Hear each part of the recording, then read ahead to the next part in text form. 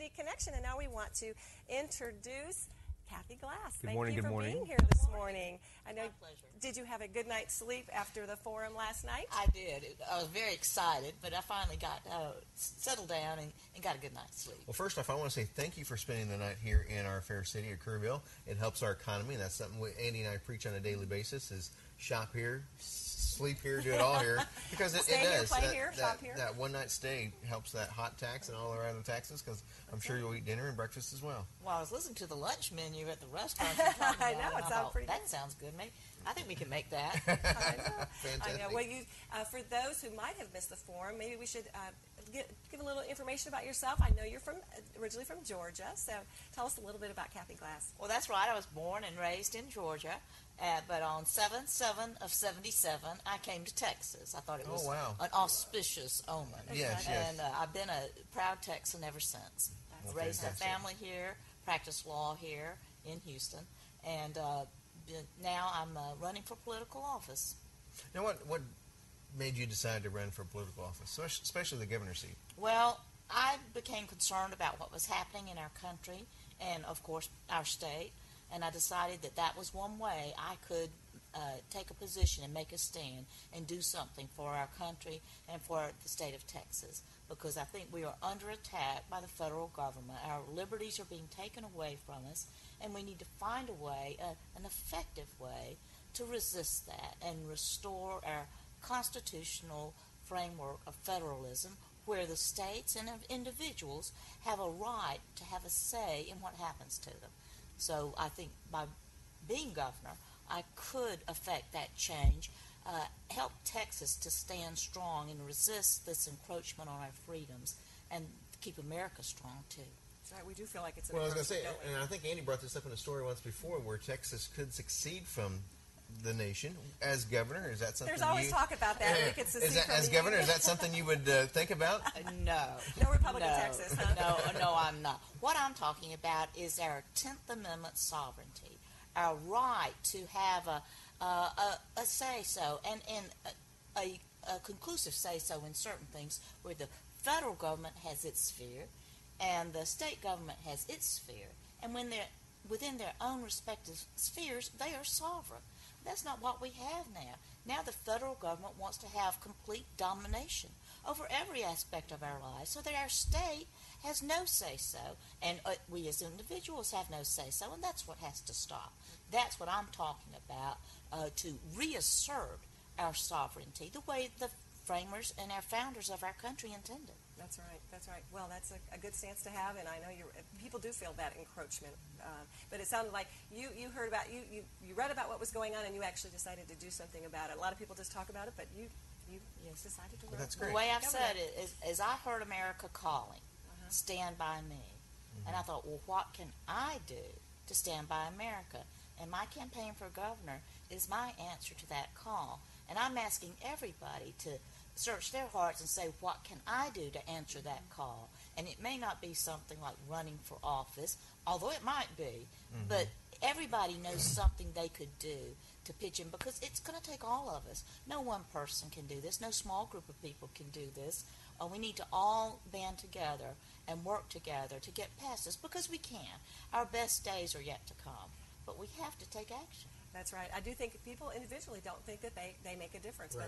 but they really do. I'm worried that we don't have enough young voters registered to vote. That's my biggest concern. It seemed like the audience last night was, 50 and over. I want to know where the young people are, and how can we get them excited and we've about talked this about that on our process? morning show. We've done a lot of these forums here in the Hill Country. We've done a couple town hall meetings, and I'm usually the youngest person in the room, and I'm 26, Kathie. Yeah. But, Oh, so am I. So am I. but no, that's something that Andy and I talked about several times on the show, is that where are our young people?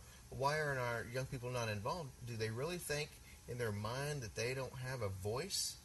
And I think last night's forum, the league in their opening presentation, and even Donna Robinson's last statement, the league really wants people to know your vote does count, and you do need to get out and vote, because even though you might not see that instant result, that instant gratification, which I think our young people are used to today, that vote does count. I have got a quick question. Have you ever had a chance to meet Rick Perry? No, I've never had that opportunity. He wasn't there last night. That's right. I was looking forward to meeting him, but he was AWOL, as he has been on many issues facing Texas. He was. Have you had any correspondence with him? Phone calls, letters, anything at all? No, I don't think I'm on his radar screen, Okay. or certainly I wasn't before last night. Yeah, that's right. That's right. I bet you anything he might have been watching last night. What do you think? No, or his people, Now, his handlers. there was several Republicans in the House last night, even though there weren't any Republicans there representing the Republicans on stage. There was a lot of Republicans there last night. In fact, there was a lot of Rick Perry people from Austin. They wanted to videotape it, and of course, the League of Women Voters and the TV station had the rights to that. We didn't allow them to do that. But Kathie, I want to get off politics a little bit, and let's just talk about Kathie, the person. Children, favorite dish to cook, the whole thing. Well, favorite dish to cook, that would be King Ranch chicken. Ooh, that's a good choice. And, my family likes that. My red beans and rice are frequently requested. My children, my husband Tom and I have 2 children. Our daughter Courtney is a Rice graduate, and she's currently going to law school in California. Wow. Hello, Courtney. She's going to follow in Mom's footsteps, it looks like. Well, it's to some extent, but she'll make her own path. She always has. And then our son, Brandon, is a senior at Texas A&M, majoring in chemical engineering. And what I've always said is a mother's best retirement plan is a son with a good-paying job. Better than Social Security. That's great. Stick in there, Brandon. That's great. Study. You know he's watching, too. This is your chance. So last night's forum, what was your overall thoughts on the forum last night? Do you think those were great questions that were posed? Did you feel like you got a really good opportunity to express your views? The entire experience was amazing, and I was thinking that this was what America is supposed to be about.